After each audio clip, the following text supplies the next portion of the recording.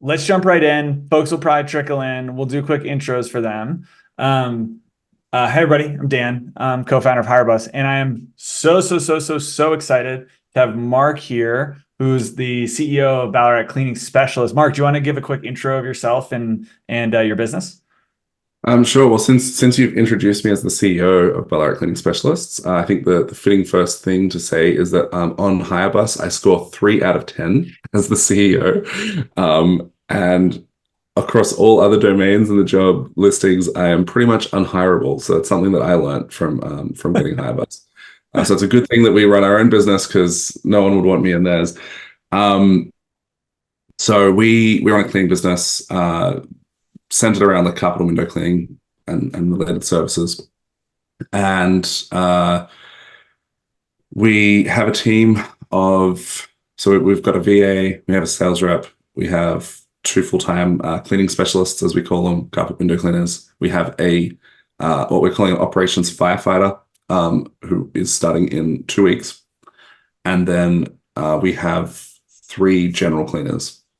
So that's us, and we kind of find that we're always we like to be always hiring, but we lately it feels like we are legitimately always like hiring. It's not like we're just like interviewing. We have spots open because yeah, it's someone we had someone leave recently, and it kind of opened up like two positions in their wake, kind of a thing. So yeah, we operate.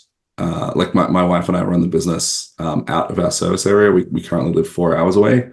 So that's fun. And yeah, that's about it. That's us. Well, thanks for the intro, Mark. And one thing that I love about the HireBus results, there's a CEO benchmark. And David, we can pull up HireBus later when we're going through stuff. But a lot of times entrepreneurs score low on CEO benchmark. The CEO benchmark is when you're hiring a CEO. And this is what's powerful about the tool. You want to hire people that are better at specific roles than yourself. And I would be a very bad, I know it. I am a bad lead tech. And that's why I'm not doing that. So it's better to hire someone who will succeed in that role longer term. But okay, why are we here? Why are we here? So Mark, maybe it was a month ago, 5 weeks ago, 6 weeks ago, we were doing another webinar, and you brought up your careers page, and you shared it with me, and we were giving some back and forth, and we said, this is actually a really interesting topic because there's not one right way to do everything, but it's important to know your market, know your strategy, know your business. And so we said, why don't we do this? Why don't we go through Mark's hiring flow from writing job ads, building careers pages, the qualification process, the nurture sequence, interview questions, and let's talk about it. Let's show it. Let's talk about what's working well. Let's talk about maybe what we'd want to change and want to improve so that we can beat the competition. Because if we're able to hire the best people in our area, we will win. That's our job. That is our job as running companies. If I can hire the best engineers, if I can hire the best customer support specialists, if I can hire the best sales reps, I will build a fantastic software product. Same was true when I was running a coaching business. Same was true when I was running a home service business. And that's true for all of us. So if we can bring in great people, that is the way we scale. So that's how we're going to structure this. And David, I want you to feel like you have carte blanche, and Farhad as well, to jump in and say, whoa, don't talk about that. Talk about this. We want to make sure that when you show up live, you get to drive a little bit more. But if you want to sit back and listen, don't sweat it. We'll go chronologically, and we'll start with job ads, careers pages, qualification process, nurture sequence, interview questions. We're going to hit on all those processes. I don't know if we'll have time for the last two. Depends how deep we get and what questions. If at any time anyone has a question, raise your hand, chime in, we'll address it. So with that, Mark, let's start with your process of finding great talent. Many people argue that the job ads are the number one most important thing, writing really good job ads so you get huge top of funnel activity. Talk to us a little bit about your strategy for how do you find great people, and feel free to like share your screen, show us what you're doing if you're comfortable. Yeah. So I'll share this. So first of all, I'm gonna hold on. We're looking at Indeed. Yeah, cool. Making sure I got the right screen. So the I'll start with Indeed and then move to Facebook. Basically, we post free job listings on Indeed, which Indeed likes to. If you just use it and no one's told you can do that, you probably don't realize that you can. I didn't until someone told me. They make it seem like you have to pay for the listing, but you don't. And then I think they call this smart sourcing now, where you invite people to apply, basically. So what we do is we just you need to have a job linked to this that you're inviting them to apply to, like one specific job. So you have to create the job ad, and then we just search our service area, and then I don't know why it's taking forever to load, but I basically would then so search for candidates, and I search like words like work, experience, skills, anything that's going to appear in like every resume, and then let's just do that as an example. And the other thing that I filter here is to say within like either the last day, or if there's not enough results, I'll say within the last 3 days that they've updated their resume, because otherwise it will show you results from people that updated it 6 months ago who have a job, in their new job, and like they're not looking at this. And so you're paying, instead of paying for the job ad, you pay a subscription, which I think starts from, I don't know, I'm in Australia, so it's probably different anyway, but I think it starts from like $30 a month. I think it's like 30 for 30 or something like that. It's about to the reach same. out to people. It's a little bit more in the US. I think it's 60. But I mean, I could also be wrong about it, so it's entirely but the same. But it's a similar thing where it's like you pay, but then you can reach out to a lot of people. Yeah, and so you filter that, make sure that they're like close enough, and then I would just scroll through and check, like, if so right here, IT, that person is probably not going to be interested in a general cleaning or like labor-based role, right? If they have a specialized qualification, if they have a degree, if they're a doctor or something, it's like, yeah, okay, I'm not going to invite them to apply. But most other people, and you can get it lets you see their resume, you get a quick overview, and I'm not too picky. I invite like a lot of people to apply, because you want a lot of people coming in the top end. So that's the first thing. The second thing with our Facebook, I should have had this pulled up. So we've put up this ad. We recently ran this one.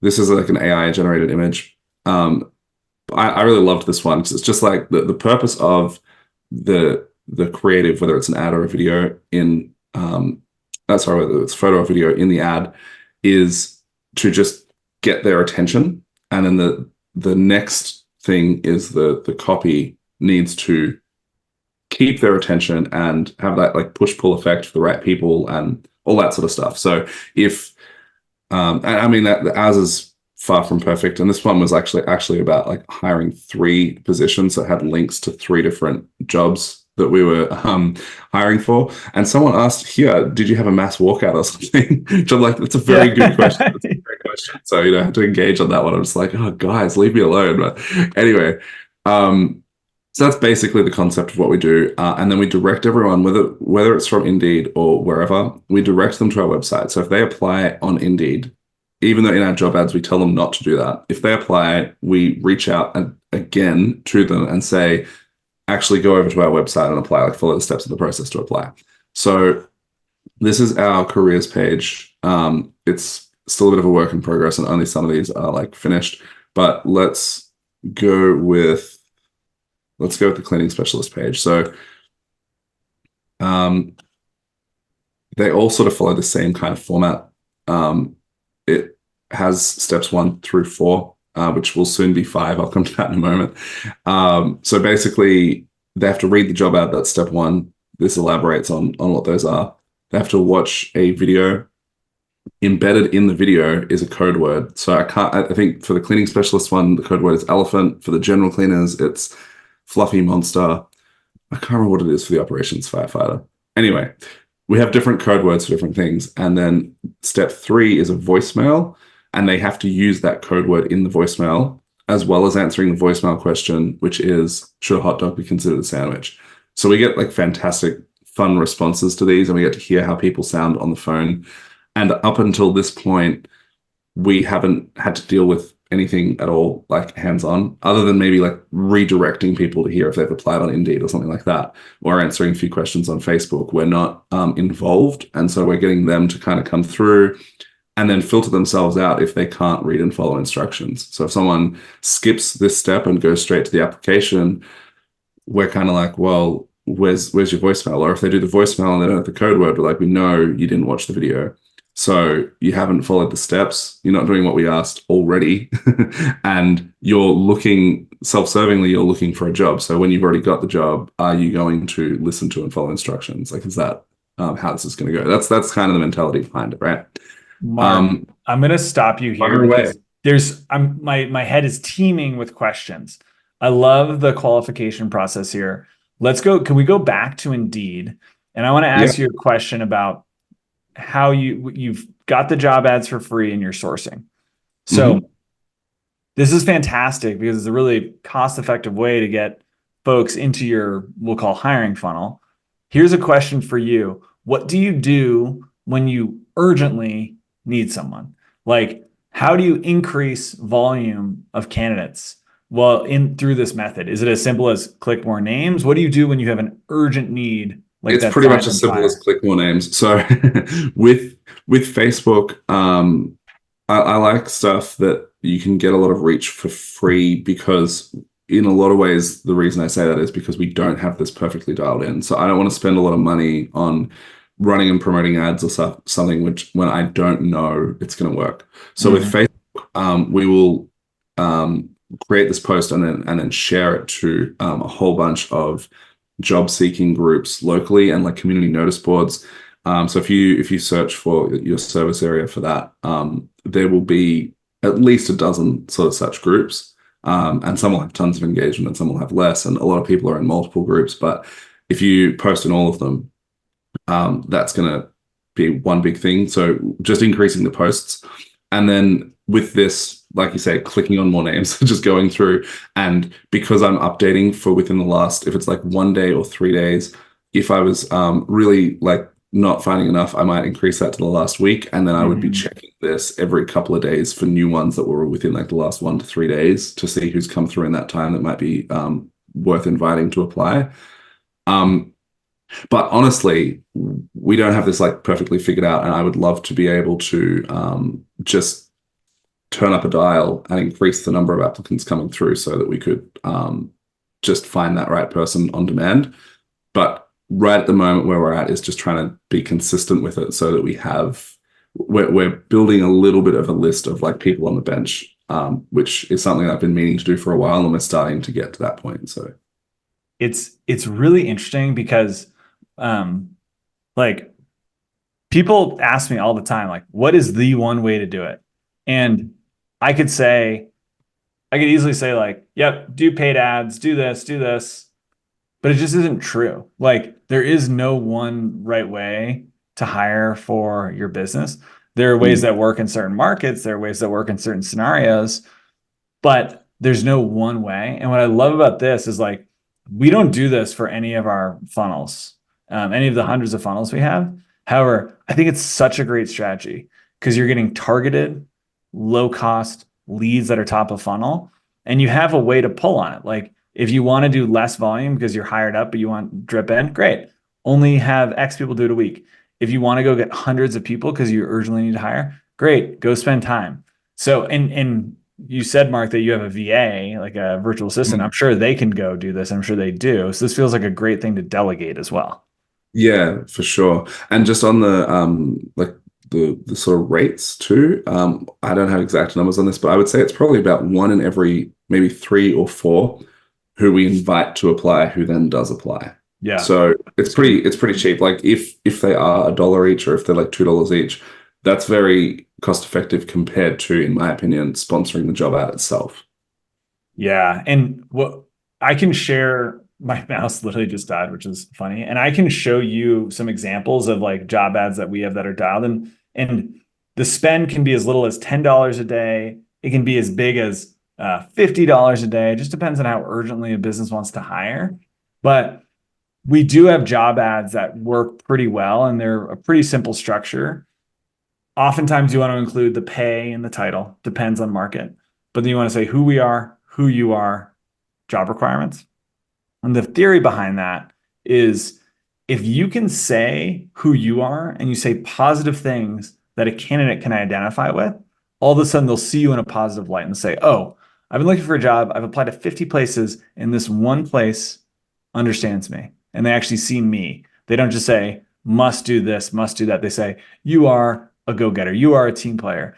And so we've seen that work really well. Depends on market, but yeah, like $1 to $2 per candidate is what we're seeing as well. As long as there's a way to dial up and dial down how many candidates you get in your funnel, that's what matters. And I think this is such a great strategy. Okay, let's talk about your qualification process.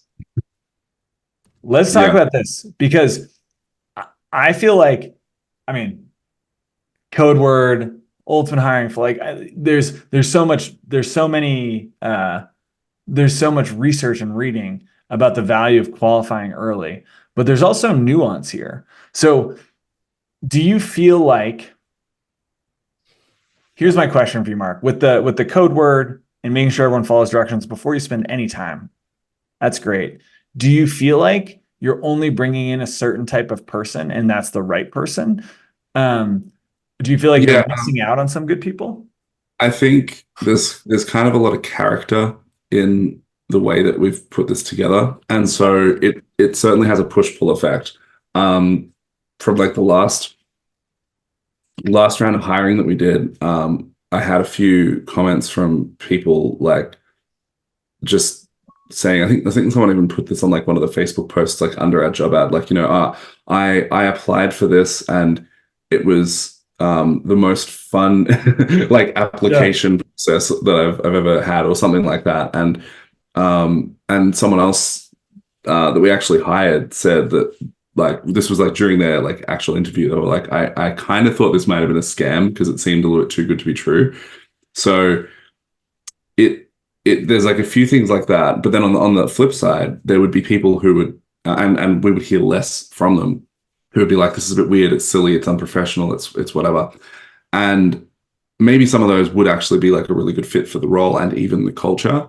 But I think that on the culture front, it's like, well, I've kind of just put a lot of my weird personality into it. And then if people are repelled by that, rightly or wrongly, they're probably not going to be like the best fit to work with me, right? So it's like, I can't really fully control it either in terms of, I don't know who we're missing, but I do know that we do get good people through from it. And the other thing I will say too is that these like hoops that we make them jump through and these sort of filters that we have on it, if we don't have a ton of applicants, we will skip steps on the process. And like if they haven't done the voicemail or something, but they filled in a thing, we might still reach out, and if they sound good, we'll run an interview, and if they seem really good, we'll hire them, right?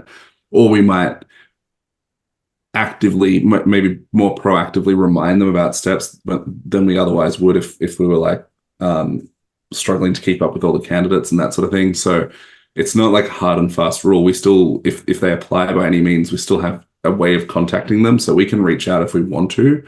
But it's just a bit of a filtering process to see who is going to just like go through, smash it, and reach like the top of the pile, basically. Mark, one thing you said early, which I think is so true across all of hiring, is we want to attract the people that we want, and we want to repel the people that we don't. And this adheres so closely to the good hiring. Everyone says good hiring is good marketing, and I have an adjustment to that. Good hiring is good sales and marketing. It's the whole acquisition process. And it's just like for our customers, like we only want to work with our ICP, or our ideal customer persona. And it's especially true of who we bring on. And so the fact that you built your personality into this process is so, so powerful, because you're getting people that align there. You're getting people that find like, who you are engaging. And we're not running McDonald's. We're not running Fortune 500 companies right now. And so we need to lean into that. And I love that, like, your personality, your culture's here. There's sort of two things that makes me think of. The first is that if you try to take your personality out of it, it becomes really like cold and stale. And I feel like we've all probably written job ads or just written emails even like that. I'm sure that Fahad and David would agree with that, that you, if you take your personality from it, it becomes this sort of bland, generic piece of, and it sounds like everything else because you're trying to sound professional and it just sounds like the next job ad that they're about to glance over. So that's one thing. And the other thing I was going to say was about the same, how you were likening it to being the same as customers. It's the same in also that these people exist, and I think that's a really important like mentality to understand, is that you don't create customers when you go and look for customers. You don't create job applicants when you go and look for them. They are already there. The person we've got starting in 2 weeks seems like an absolute perfect fit for this role, and he's been there the whole time. We've been running this business. He's existed the whole time. He's older than me. He's existed since before I did. But we've just now found him, right? We've just now found each other. So it's like the people are out there and it's just about you putting things out there enough to get connected to the right people.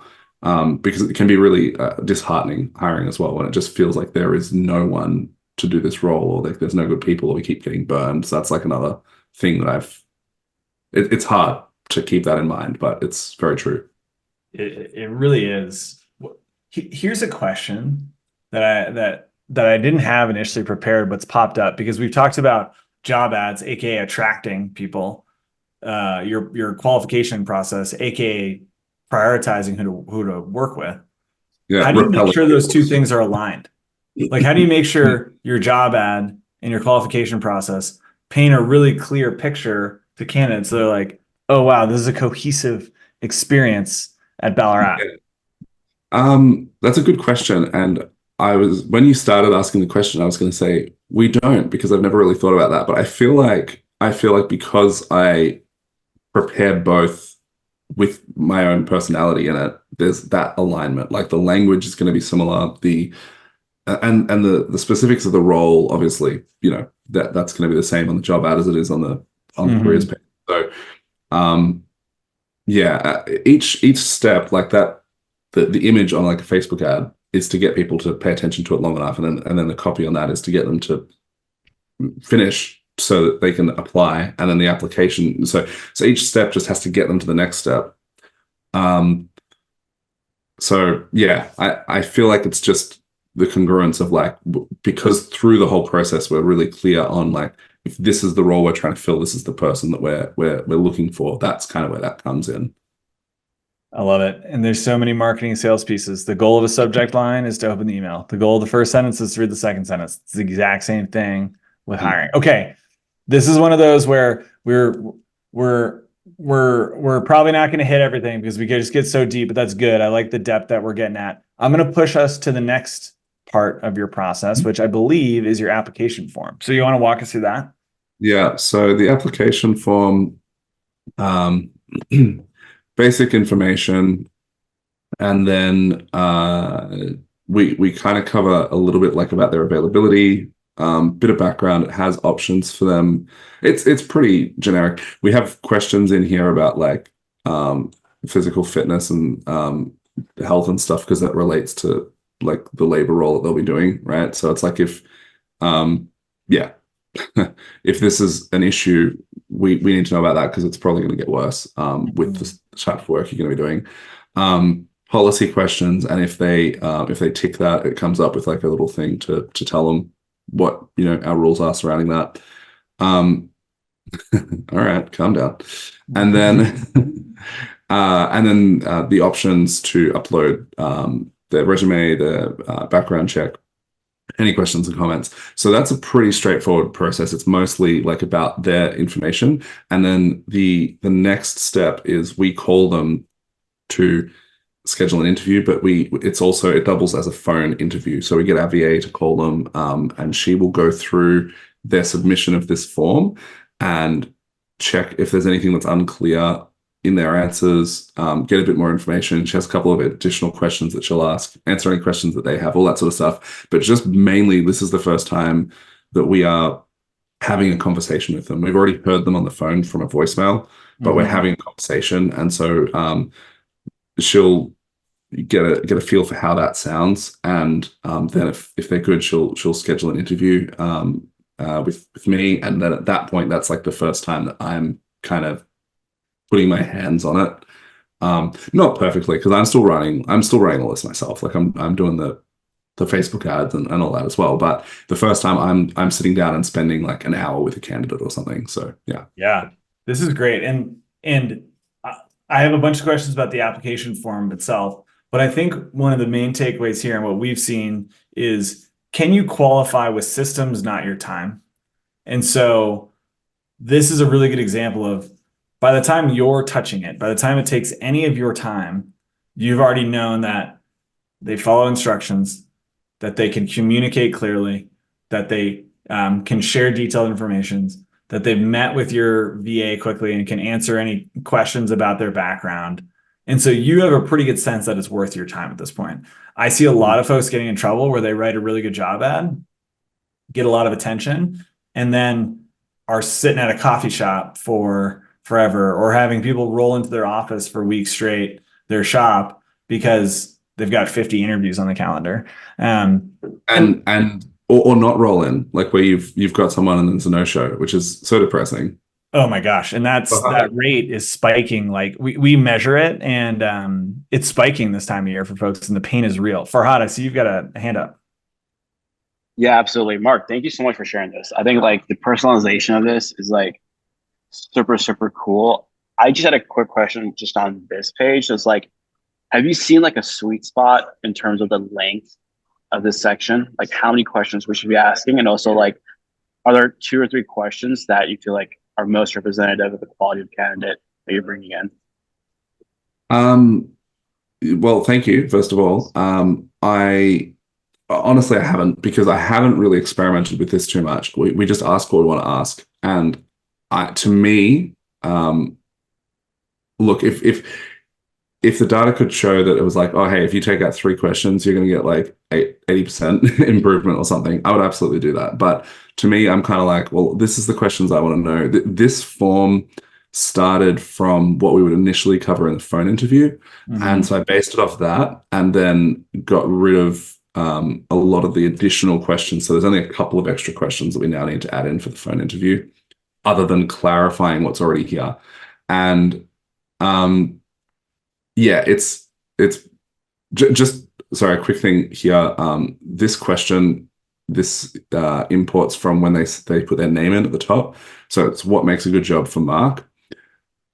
Whether that's on the form or not, I think that's a really good question to ask, because we'll get into questions in a moment, and that's like something that I really struggle with. But asking them what makes a good job for them, what's like important in the role or in a workplace. But yeah, in answer to that question, I feel like I just basically ask what we want to know and to get a bit of a feel.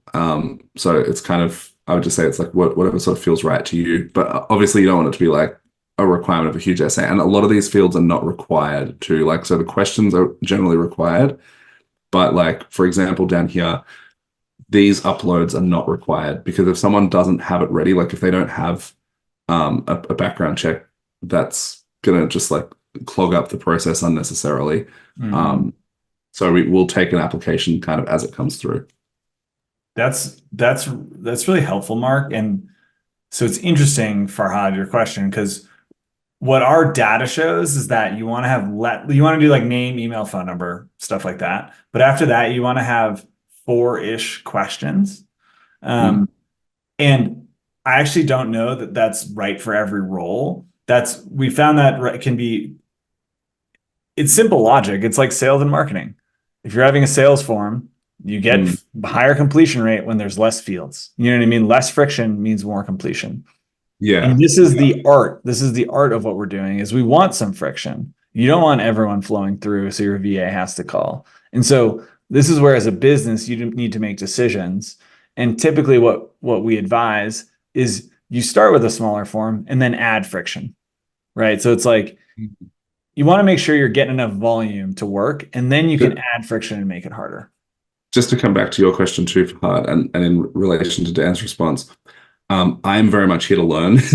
I want Dan to pick apart this process for me as well. So like that's a very valid question too. Like maybe we should be reverting some of those and benching those as voicemail interview questions so that the form has a little bit less friction. I also don't at the current stage, I don't really.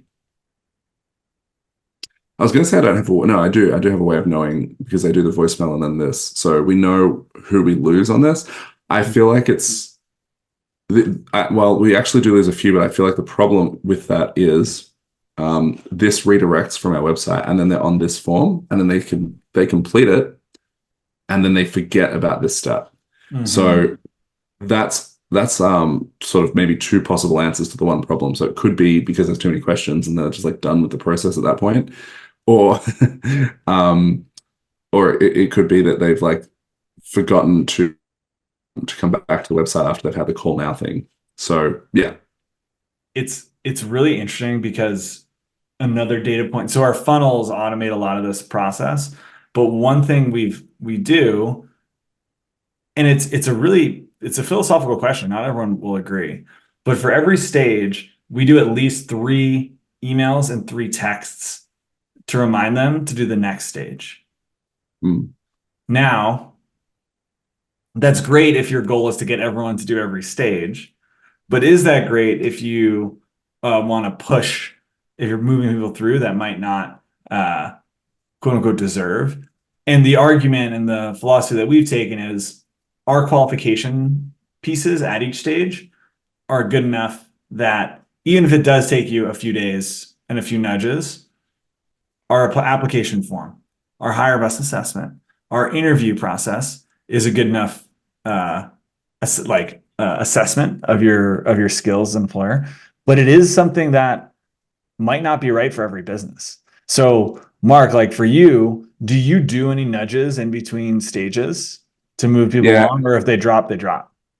We do. It's like at this point, it's all manual. So it's basically literally dependent on how overwhelmed we feel with not only the candidate pool process and all that, whatever else is going on, which is not good, right? That's not a good system. That is the system that we've got, right? So it's just if we're struggling and we need someone and there's applicants that are missing steps, then we'll reach out and point them to the next thing for sure. But we do want to. The next thing for us is to like automate that, and I think it's fair to bump people a bit to the next thing and to remind them, especially like I said with this thing where they get bumped off this screen. And they're not seeing the next step, even though it's really clear here, and you think, well, how can you miss it?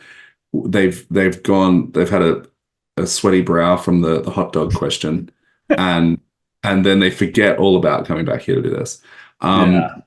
But yeah, another thing I was going to say was I feel like this might have been one of your recent webinars, Dan. I don't know where I heard this. That you were saying, I think it was you. I'm going to attribute it to you.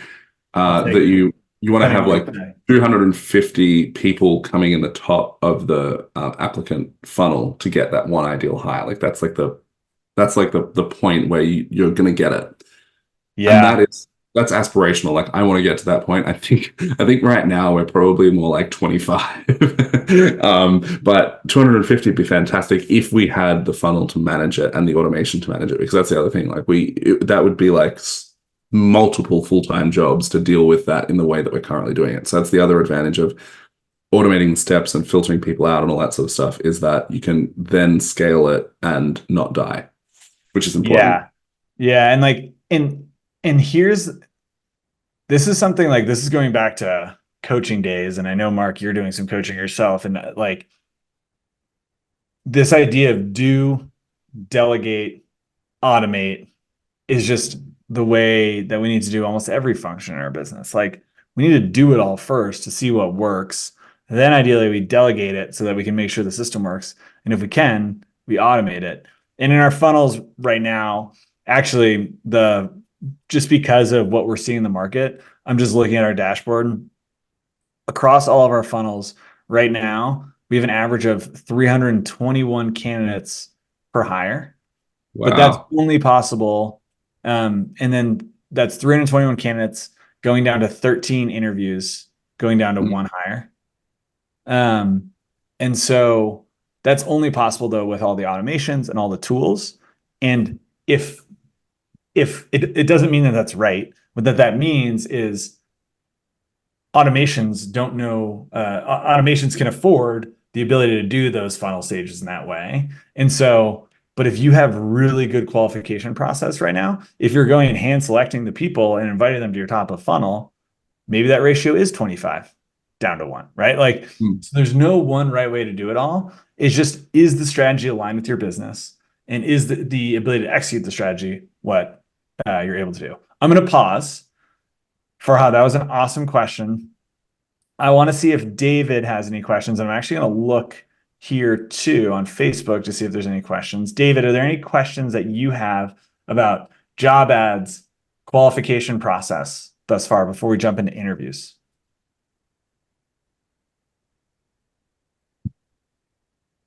Oh, and Matt's here. Matt's just disappeared. He spooked. He saw that I called out his name. He said, "I'm out of here." All right. Well, we'll leave it be. Mark, Yeah. let's talk about interviews. So now you've had folks that interview. I like when you showed me this, it blew my mind. I love it. Show us what you got. Oh, okay. Well, I was going to say, now that you've seen all the pretty stuff and how all of this works, and it's like, yeah, cool. Like, this guy's got it dialed in. I'm going to show you where it gets really messy. This is the part I'm most insecure about, and this is like where I need Dan's help. And signed out. How rude. So basically, hold on. Come on. Let me in. Hold on.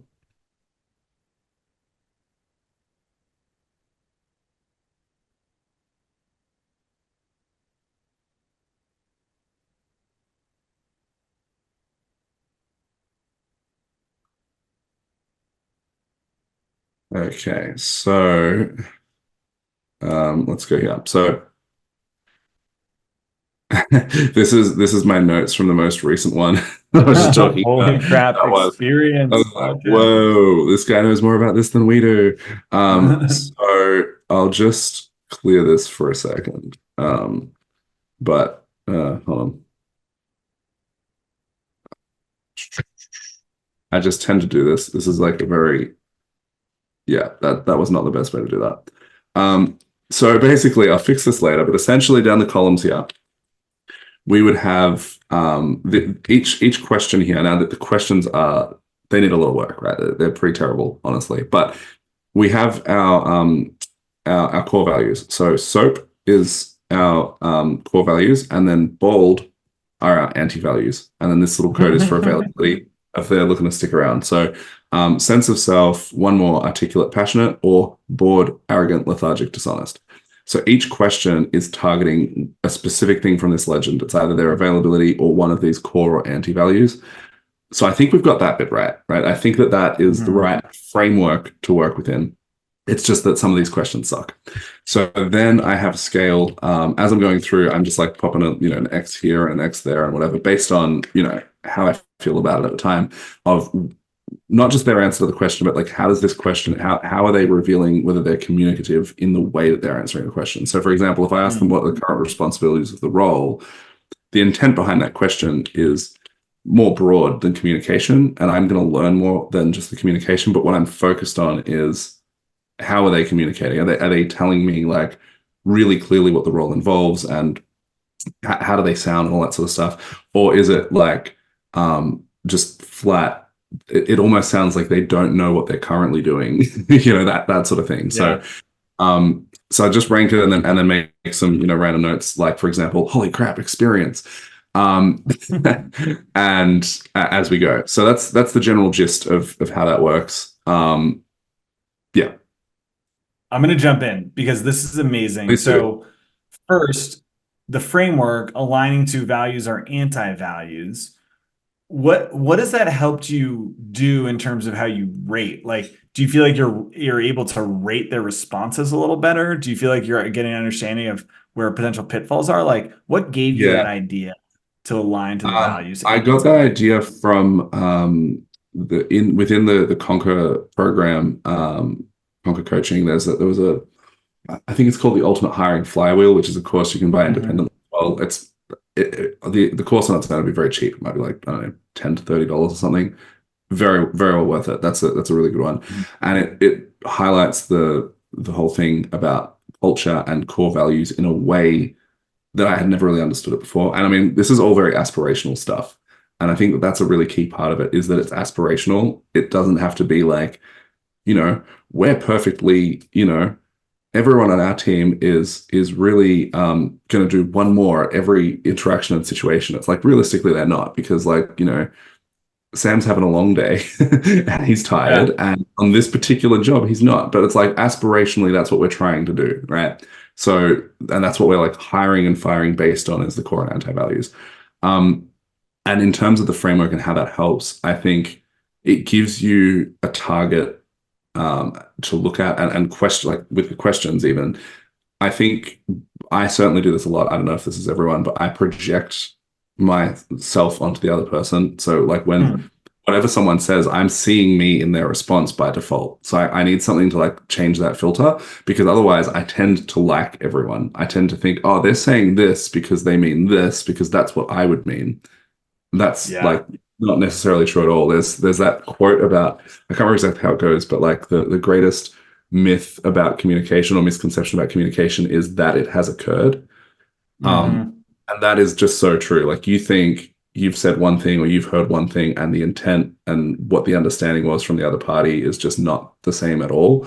So yeah, for me, it kind of helps with all of that and just trying to figure out like where the questions are targeted. This is taking ourselves out of interviewing is so powerful. Like, we humans are bad at interviewing. We are. We're bad. There's so much data. It's a shame because like out of all species, we tend to do it the most. Yeah. I don't know. I mean, elephants do a lot. It's such a good, so good. But it's like the data suggests that we make decisions, specifically in interviews, in the first 30 seconds on average. Now, does that mean we're excellent at making decisions? No, that just means our biases are working more effectively than structures.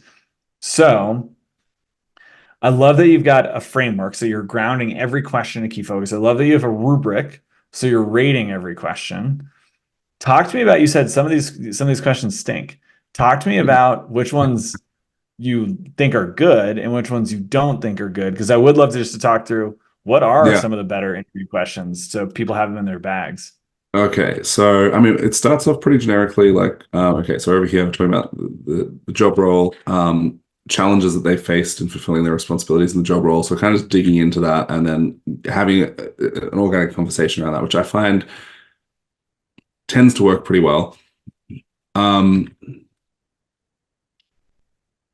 It's really hard because sometimes you ask a question like this one, how have you been able to improve things for the business since taking on your role?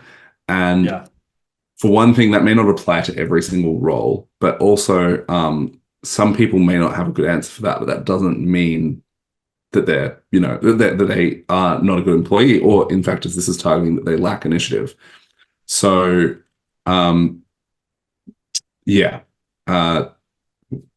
just going through that really quickly. This one is, again, it's a very, like, my questions are a bit scattered, and part of that is by design because I like to keep people on their toes in the interview and ask them a random thing like this. I feel like this one, it's a decent question if they understand it well, but I think a lot of people get thrown because it's like so out of context. So it's not, it doesn't really achieve the goal that it's setting out for, which is basically just like sensing their passion and zest for life in general. What else? Like, I don't know, funny story, random fact. I just feel like they're some of these are fun and some, but it's like, I think with what you were saying about within the first 30 seconds, at the very start of this interview, I will know right off the bat, and I mean, this isn't necessarily a problem, but I'll know right off the bat that there's going to be some of these questions that I'm going to skip for this particular applicant. Like, I'm not going to go there. And that's fine because I kind of let the conversation go organically to a degree, but it also means that the interview is less consistent than if everyone's asked the same questions. And so, One question I think is really good though, or a sort of theme of questions, is asking them about the current culture of their workplace and the people that they work with.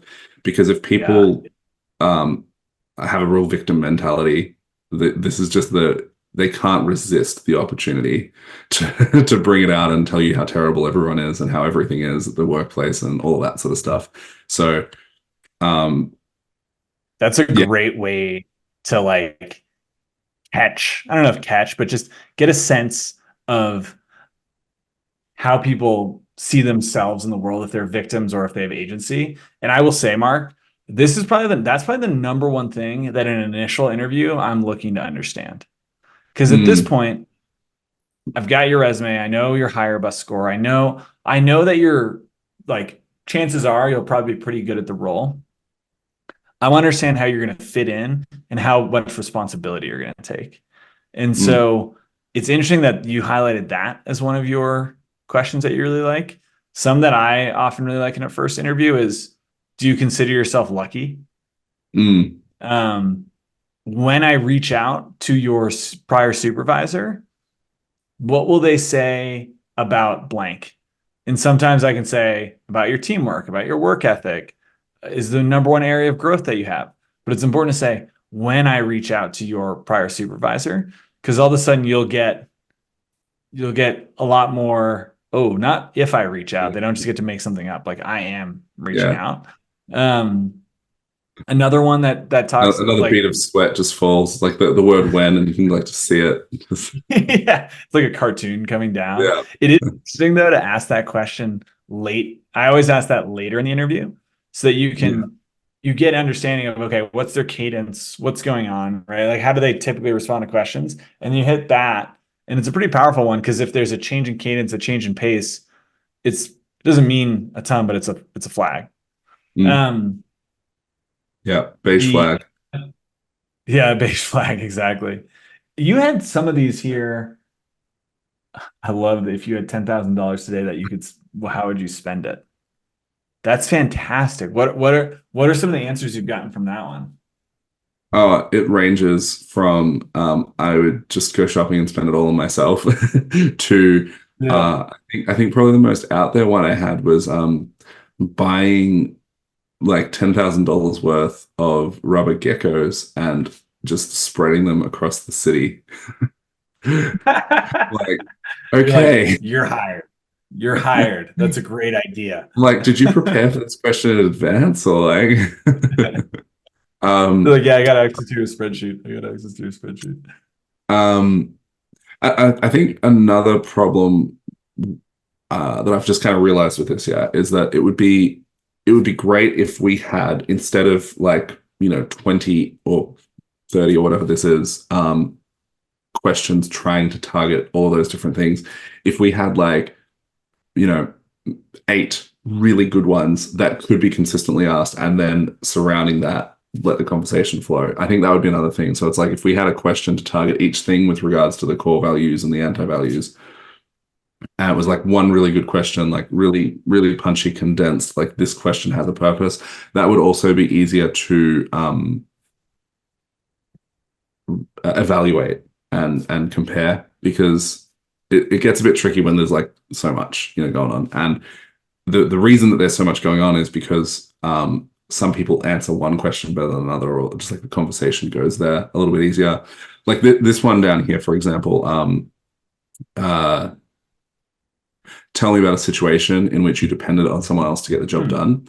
I would say about 10% of the time that question really reveals the thing that it's trying to reveal, and highlights their the way that they're willing to talk about someone else helping them.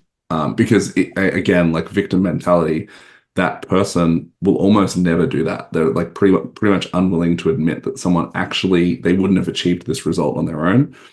But there's Yeah. also the other 90%, there's like ways around that question that, and because it's like me asking them to tell about a situation, I can't dictate what the situation is. Like I can't tell you, well, when you were in this situation, because like I don't know what situations you've been in.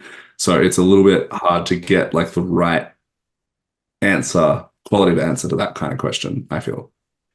That's a really good one to highlight because we all can think of a conversation that just like hits when the flow is right. But you're saying, cool, how can I systematize conversation flow so that I have a normed questions to answer?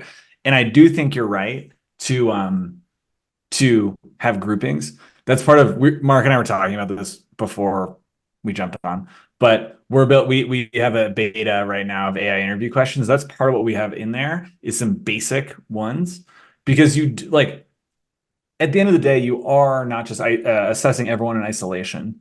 You are making some A versus B versus C candidate comparisons. And if you've asked everyone different questions, now all of a sudden that just lets our own biases creep in. So I do think I'm just gonna plug that a little bit better because I sound more excited about this than you do, Dan, and it's your thing. But like, it's really cool because it's like based on their higher bus results and their behavioral traits, it's giving you like, all right, you want to ask this candidate these questions. Is my understanding. I'm on the beta list. I'm in the journal. Don't have it yet, but I think that's really awesome because it's just like, okay, great. Like, what do I need to know about this person for this role, right? Because they're low in this area, and so it needs to be, how coachable are they? How much are we going to struggle with that thing? Yeah. it is powerful. And the other piece of it that's powerful is, and you have this here, you have a rubric, right? Like -3 to +3 tied to the core value, but it gives examples of what a quality answer looks like. Because that's part of, even with a rubric, when someone says, what would you do with $10,000? And the candidate says, I'd buy 10,000 geckos and spread it around the town. Depending on my mood, I might think that's a 3 or a -3. Well, yeah. That's good. And I'm just going to elaborate on this because this particular question targets 3 things. So I'm looking for their passion, zest for life. I'm looking for whether they're like going to go one more above and beyond, and whether they're selfish. Because if they're, in my opinion, and this is not totally fair because you're asking someone on a random Sunday morning or whatever, but Yeah. if your answer, like what you're going to do with $10,000, is exclusively stuff that you're going to do for you, and it doesn't even include like anyone in your family or anything like that, like it doesn't have to be like a charity donation, but if it includes no one else, to me that's like, yeah, I don't know, like I feel like you could have done something with that, like surely. Yeah. And it's an indicator of attitude because they're thinking in the terms of, well, what am I going to do to enjoy $10,000? And other people haven't entered into that equation. That's kind of how I think about it. Whether that's right or wrong, it's probably a little bit, it's not the best question, but it's a fun one. It stimulates conversation. It's a fun one. And it's a great question because it's tied to your culture and what matters to your business, which is like, that's why we can't, we share interview questions. Is that it's not necessarily, it doesn't necessarily achieve the result that I want it to achieve. That's why it's there, but I just don't think it quite always hits. But yeah. It's really interesting. Mark, I just looked down at the time and I am like 15 minutes different than what I thought it would be. So yeah. Here's what I want to do, because we usually like to leave time for questions. I doubt we'll get a bunch of extra questions here, but Farhad, David, are there any additional questions that you have for Mark and myself while we're on the line here? No, I mean, this has been really cool. My process is way less in depth than you guys, and that's something my coach Caleb, I started with him a couple months ago, and he was describing kind of exactly what you guys do, which is like a whole funnel. So they have to go through this effort, all these extra steps, and it weeds out. He says he must get like 400 or 500 applicants, and he interviews like 5 people out of that, because we get a lot from the top, and then a lot of people don't go through all those steps, and it shows that they're not committed. So you only get those people that are actually very interested, that go through the application process. And then he invites only those people for the interview. I always just did my Indeed ads, got a bunch of applicants, looked at the resumes, called the ones I thought were interesting, and then interviewed those. So, and I got burned a lot, a lot of people didn't work for a couple of weeks, and it's just a nightmare hiring. So for my next round, it's definitely, I'm going to work on creating a process like this. You can start so simply too, David. Like I feel like we pay for Jotform for that application form. I feel like there's a free level of Jotform before you have to pay. I could be wrong about that, but if not, you can use like Google Forms or something for free just to start. And if you literally just create a form that you send to the applicants before, that puts one step in between you and them. Like that's the first thing. It'll take you like 15 minutes and it will save you hours the very first time that you do it. Yeah. So you can kind of just build it out like what do they say? How do you eat an elephant one bite at a time? It's just Yep. yeah, little Yeah. little bits.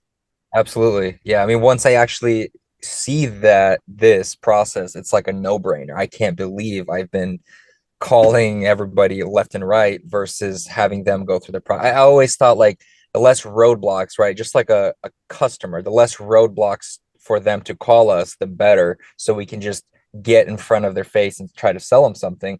But it's the kind of the opposite with hiring. You don't want, you know, everybody through the door. You actually want to pre-qualify. It's the complete opposite of, Yeah, sales. 100%. 100%. It's And just a quick double plug here. So um Hirebus, we don't do this because we had like started building this out before I found out about but they do like the done for you funnels. So like if you want to expedite that process, Dan can help you out with that. And the other thing, just wanted to mention as well as Dan alluded to, was the coaching that I'm starting to do, which is pretty epic with it's software based as well. So it's a package. So I'm just throwing that out there. If you or anyone else have any questions, this is my Facebook profile here. That's me. Just reach out. I'll answer any questions about like the hiring stuff for anything we didn't get time to cover today. I know we're at time. And David, I'll hang out for however long to answer more questions. I do want to make sure that we don't breeze over this because Mark was very brief talking about working with him, having him support. If you're interested in working with Mark, reach out. Mark, what's the best email? I know you got your Facebook page up here, but what's the best way to contact you via email? Yeah, you can reach out to my business email. I'll chuck it in the chat. I don't know if that helps for replays. Actually, I think I need to stop sharing in order to do that. Oh yeah, hold on, the menu's just come up. And we'll pop it up. But Mark, yeah, like Yeah, it's just a wealth of knowledge. I know we're just talking about hiring today, but there's so much else there. So make sure to reach out to Mark if you're interested. Just across the board, I feel like all the times we connect, not just about hiring, it's fantastic.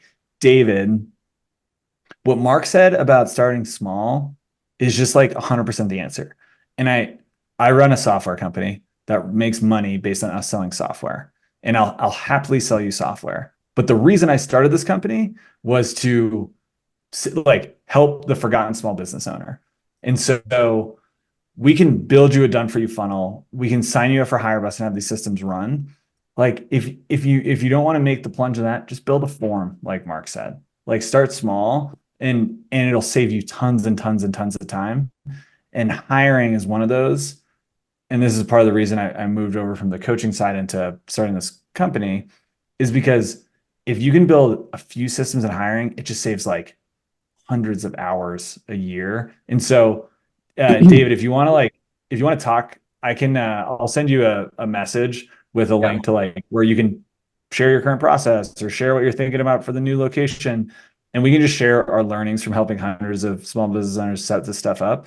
But what Mark shared about like start with a form, I just want to echo it's great advice because it's just such outsized results there. Returns. yeah. And the next cheap step as well, I would say, because like I said, we have our VA do the phone interviews. First of all, like get a VA because they're amazing. But if you don't have one, then reach out, like find someone else that does have one and say, hey, can I borrow some of your VA's time? Can I pay you this much to have them run some phone interviews for us to screen the process? Because you'll be able to just outsource and like another little step of that just instantly, right? All you need to do is just write a few questions and just get an opinion. You can get the call recorded so that you can like listen to it on double speed later and decide who you want to talk to or anything like that. So there's things you can do to make it really simple to start. Gotcha. That's a great idea. No, I do have a VA that does my phone calling. So Awesome. yeah, I can definitely my concern with that was like are are you using in US based, or I guess Australian based, or are you using like out of country people? You know, our VA is in the Philippines. Philippines, and their accent is totally fine when I mean, it's like, because if you get a call with an accent. You can tell, but like at the same time, there's sort of two things I'd say about that. So on the customer facing front is probably where I would care more about this, because like we we're talking about before, with it being kind of the opposite with customers, where it's like these people need to do all the work for us, right? As a candidate, they want the job, and we want to minimize the amount of time that it takes us to find the right candidate. So we don't want to spend time with the tire kickers and all of that sort of stuff, right? So if someone has an issue with getting a call from someone with an accent for a job interview, like, and this is the thing, I say this to Naomi RVA all the time, like even with customers, I'm like, if someone is like rude to you, or like is questioning things about, like, you know, oh, where are you from and all that sort of stuff, I'm like, they're probably not our customer anyway. They kind of sound like a jerk. I don't know that we want to deal with them, so don't stress. Like, send them on their way, and we'll deal with the next one. We want to deal with people who are easy to deal with. But the other thing I would say too is that from that interaction, there's not really anything that they, you know, she could be a Filipino living in Australia, or she could be, you know, Colombian living in Australia, or whatever, you know what I mean? So it's like there's no on a phone conversation, there's no real basis for that person to make those sorts of judgments about like how the business is run, or about who's talking to them, or whatever. I don't know. I just feel like that's kind of weird. It says more about like the customer or the applicant than anything else. Gotcha. Okay, yeah, that's a great idea. Definitely gonna do that. Awesome. Well, I want to respect Mark's time. Mark, thank you. Thanks for coming. Appreciate it. I saw you shared your email. We typically get a fair amount of people watching this, so if you're interested in working with Mark, be sure to reach out. David, awesome questions. I sent you a private message if you're interested in booking some time with us. If you're watching this and you're not already a HireBus client, you can book time. Just go to hirebus.com. You can learn more there. But David, if you want to, I just sent you a link to get on our kind of like priority list to talk with TJ from our team. So feel free to book some time if you want to learn more. And otherwise, just keep us updated. Love to hear how the new location's going, and spinning up another location for your business. And the fact that you're working with Caleb is fantastic. He's great. Yeah, absolutely. Caleb's been great. And I did save that text you sent me with your link. I saved it in my notes. So whenever we're ready to hire, I did want to ask, are we able to do, like, say we have, like, for 2 months we subscribe to HireBus, but like once we've found our team, can we shut it off? Do we shut it off? Like if I don't need ongoing hiring? Yeah, this is another thing. Maybe I'm not like a great businessman, but we have no contracts because I don't want anyone to ever feel like they're stuck if they're not getting value or they don't need it. So literally everything is month to month. We do, if you go on pause, we do charge $9 a month so that we can store your data, because it's annoying to like have to, if say you want to take a few months off for some reason, we want you to still have all the data, but we can't just have a big old warehouse of like everyone's data if they're never going to come back. So we do have a very affordable freeze plan just so we can store the data. Just so you know, the HireBus like software where you get unlimited assessments, multiple seats, Zapier integration, all the reports, all the assessments, that's $149 a month. And then the done for you funnel, where we build out all the automations, build the careers page, build the job ads, post them, nurture them, all that stuff, that's $497 a month. $497 per month. Okay, let me write these down. The other thing I'd just say about that really quickly too, David, is like, it's like anything, like the core values, or the whole process of the funnel, or like getting 250 applicants to get the one perfect candidate, like the one perfect for the position, all that sort of stuff. It's all aspirational. And one of the things that is still aspirational for us that I want to be doing is just like always hiring. Like, you should always be hiring. We have it on our vehicle signage. We have a QR code and a big arrow pointing to it that says we're hiring. Driving around all the time. So it's like, we want people to be applying even if we don't have a spot open. And so for us, And again, this I'm not telling you what to do, but it's just like eat the elephant one bite at a time, work your way there. But like we want to be hiring all the time, and we want to have people coming through constantly. And I'm trying to like build that up progressively, but it's the kind of thing that once you get momentum going, you don't want to turn any part of the process off because you need to know like maybe the perfect applicant for the job you need in 3 months is looking for that job like right now, and that's when the conversation has to happen. So if you're not currently hiring, are you just saving all of their information, telling them we're not currently hiring, but we'll reach out and you hope in three We months that they're still we, available? we, we treat it as though we're hiring. We run interviews. And then we just like have conversations, and then when we reach back out to them, if they are like a really good applicant that we want to keep on the bench, we basically let them know that we're not able to offer you a position right now for this, but we will be having an opening for this position again in whenever. So I'm going to keep you on the list if that's all right with you, and I'll reach out close to the time. And so then we might have a handful by the time we get to that point, and maybe one of them is still available or looking or still in that job that they wanted to leave when they were talking to us. So yeah. Oh, gotcha. Okay, that's interesting. David, I wish we had covered this more, because if like everything else was in a different language and this was in English, I would have been like, this is the one thing to know, because we've all just experienced it. Like, what if the guy quits, or whatever? Great, we have a new truck. Instead of having to start a full new process of having folks apply, go through the process, and even if that's run well, 14 days, 18 days, to have a waiting list of 10 people that you can call down, I will guarantee that 2 to 3 of those 10 who still are working on their job, when you call them, like, yeah, I can start in 2 weeks. Because the reason they applied is not that they were looking for a job, or they were unemployed. It's that they were looking for it to change jobs. And so these waiting lists are what we see as the real unlock for most business owners. Mhm. I am going to have to jump off. Thanks very Yeah. much, Dan. And Great. David, reach out. We know how you go once you like. Let me know how you create that form, and then how that impacts your next round of hiring. Because I'm excited for you. It's like just that first bite of the elephant is it'll be epic. Yeah, sounds good. I saved your guys' information, so I appreciate all this. Has been really awesome. Awesome. Thanks, David. And thanks, All right. Mark. Fun as always, man. Good to see you. No worries. Catch you. All right, have a good All right, one. bye.